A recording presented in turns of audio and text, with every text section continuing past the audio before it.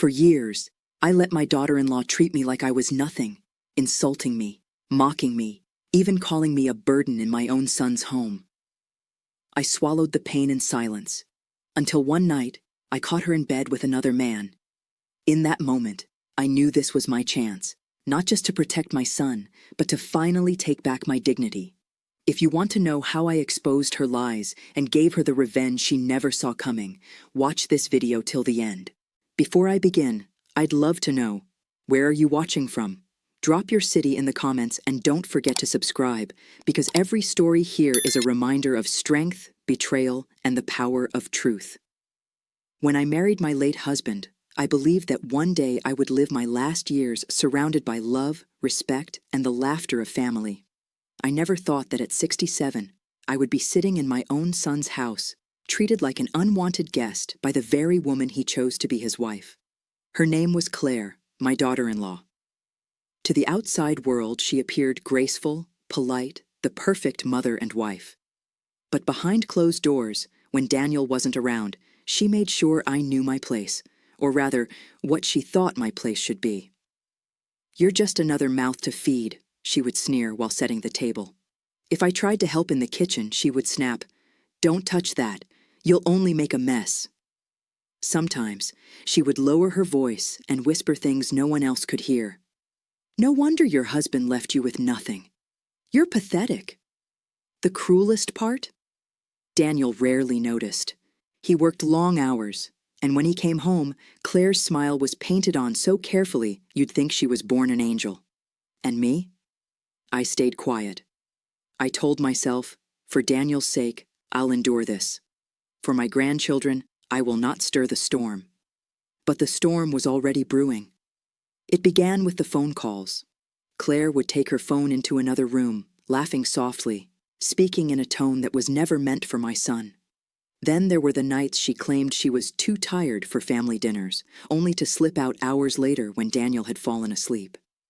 I wanted to believe it was my imagination, some cruel trick of suspicion. But deep down, I knew. One evening, after Claire had been especially cruel, she told me I was a parasite when I asked if I could bake cookies with the children. I found myself lying awake in bed, unable to sleep. The house was quiet, except for faint footsteps upstairs. I frowned. Daniel had gone to bed hours earlier. Who could it be? Curiosity, or maybe instinct, pushed me out of bed. I crept up the staircase, each step creaking beneath me. As I reached the second floor, I heard muffled laughter. Claire's laughter. But not the mocking one she reserved for me. This was different, lighter, playful. My heart began to pound. I walked toward the guest room, and with trembling hands, I turned the doorknob. The door opened slowly, the dim light spilling into the hallway. And then, my world shattered. There she was, Claire, in bed, with another man. For a moment, I couldn't breathe. My knees nearly buckled, but I forced myself to stand tall. Claire froze when she saw me, her face draining of color. The man scrambled, half-covered, stammering something I couldn't even process. "Margaret," she started, but I raised my hand. Not a word. My voice was calm, colder than I had ever known it could be. I turned and walked out, closing the door behind me.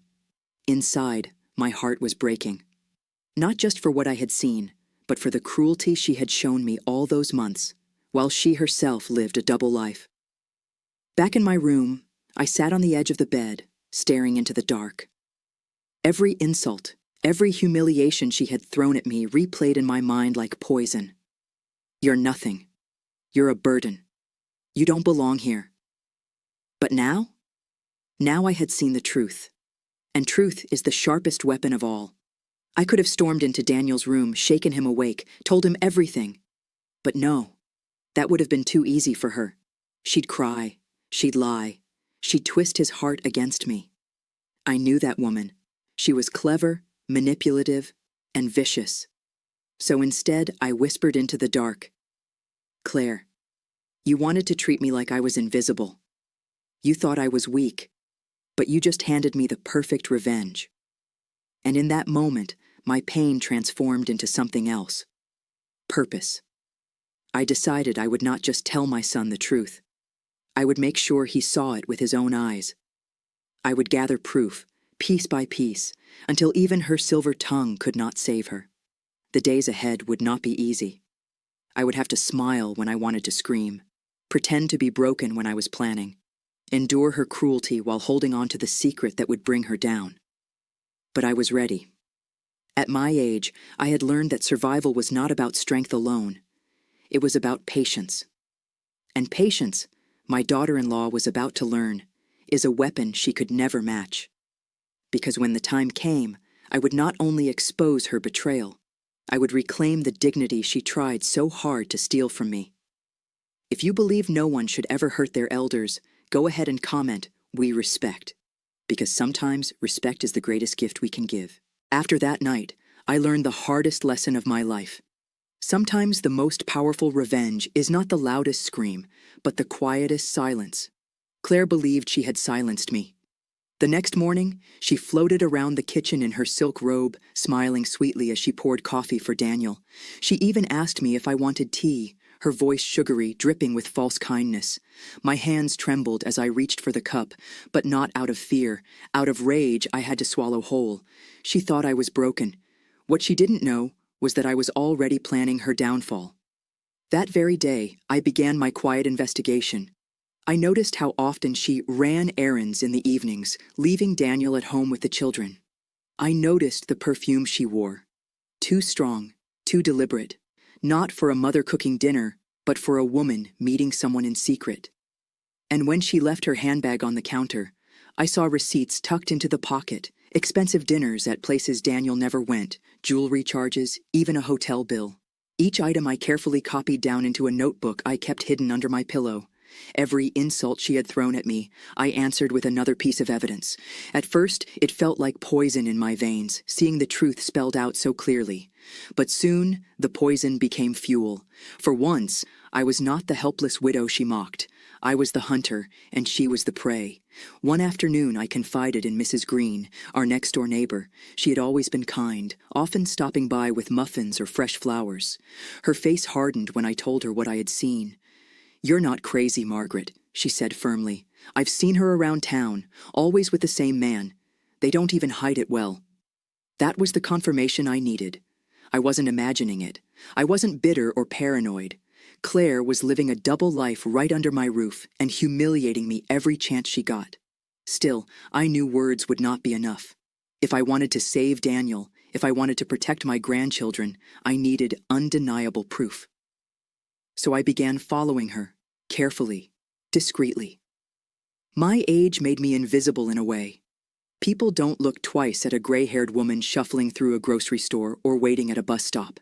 They certainly didn't notice me watching Claire slip into a restaurant booth with that same man, her hand brushing his as they laughed over wine. I didn't need to hear the words. The way she leaned in, the way he touched her cheek. It was enough.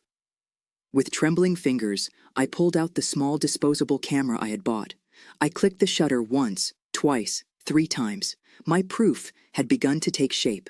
At home, Claire's mask was flawless. She played the dutiful wife when Daniel was home, smiling, kissing his cheek, scolding the children gently. But when his back was turned, her eyes would cut into me like knives. "Don't sit there, Margaret," she hissed one evening when I tried to watch television with them. "You're suffocating us." Her cruelty no longer crushed me. Each insult only reminded me of the treasure I was gathering in secret. Every cruel word was another stone in the foundation of her own collapse. But patience, I reminded myself. Patience. Weeks passed, and my notebook grew thick with evidence. Receipts, photographs, notes of her whispered phone calls when she thought I was asleep. My heart ached for Daniel, blind to the truth, working tirelessly to provide for a woman who betrayed him with every breath. I debated when to tell him. Should I burst into his office, slam down the photographs, and watch his world collapse? Or should I wait, let the truth unfold at the perfect moment, when her arrogance was at its peak? The answer came from Claire herself. One evening, she announced with a smug smile that she wanted to host a big family dinner. It's time we celebrate everything we've built, she said, placing her manicured hand over Daniel's. You've worked so hard. We should gather everyone. Your colleagues, your friends, even your mother can join us. She glanced at me when she said that, her lips curling in a smirk. It was the smirk that decided it for me.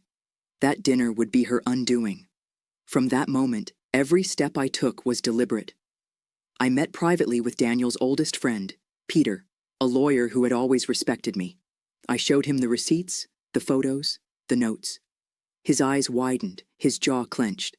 Margaret, he said, his voice low and steady, this is more than an affair. She's been siphoning money too, using Daniel's accounts without his knowledge. We can protect him, but we'll need to reveal this carefully. Together, we mapped out the plan. Claire's arrogance would be her weakness. At her own celebration, surrounded by the people she most wanted to impress, she would face the truth she could not escape. I left Peter's office that day with a fire in my chest. For the first time in years, I felt powerful again.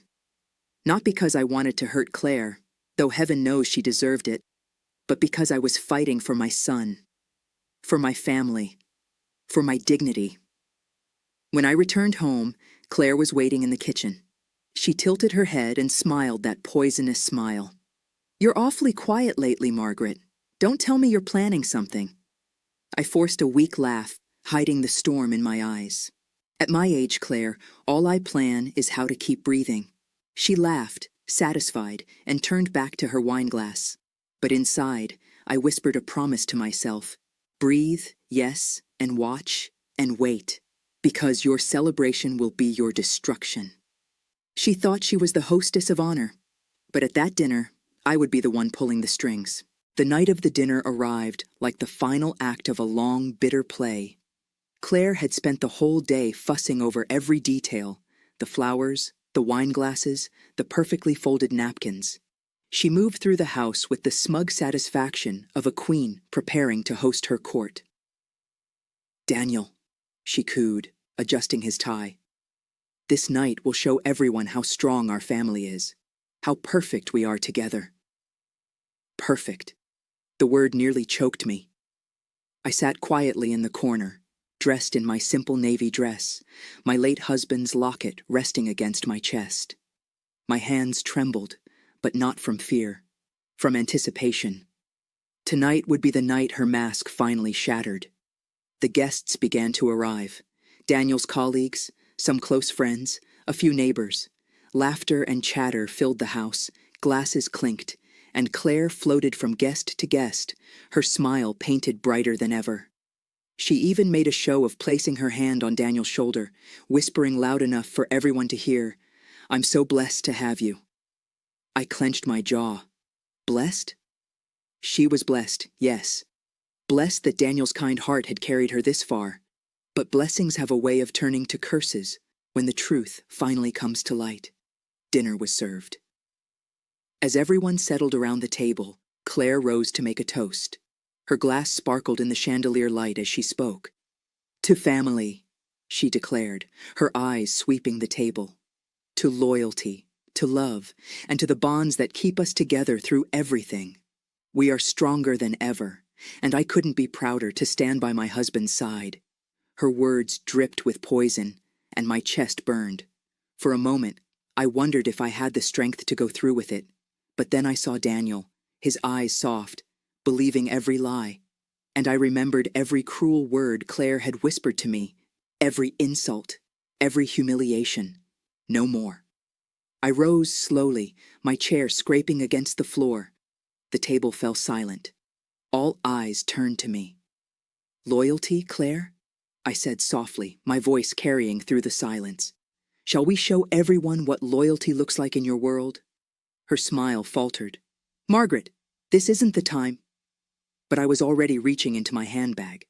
I pulled out the envelope I had prepared, thick with photographs, receipts, and printed messages. I laid them on the table, one by one, the evidence of her betrayal spreading out like wildfire. Gasps filled the room as the truth stared back at them. Claire in the arms of another man, hotel bills signed with her name, jewelry purchases charged to Daniel's account. Daniel's face drained of color. He reached for a photograph with shaking hands. Claire, what is this? She stammered, her mask crumbling. It's not what it looks like. But her words were drowned out when a voice from the doorway cut through the tension. Oh, it's exactly what it looks like. The room turned, and there he was, the man she'd been sneaking around with, bold or perhaps foolish enough to show his face that night. The collective gasp was almost deafening. Claire's glass slipped from her hand, shattering against the floor. Her perfect world, her carefully crafted lies, lay in ruins before everyone she had hoped to impress. Daniel rose slowly, his shoulders heavy, his eyes dark with betrayal. You humiliated my mother. You lied to me. And you dared to play this game in my home? His voice cracked, but his words were final. We're done, Claire. Get out. She tried to protest, tears streaking her painted face, but no one listened. Guests whispered in disgust, shaking their heads.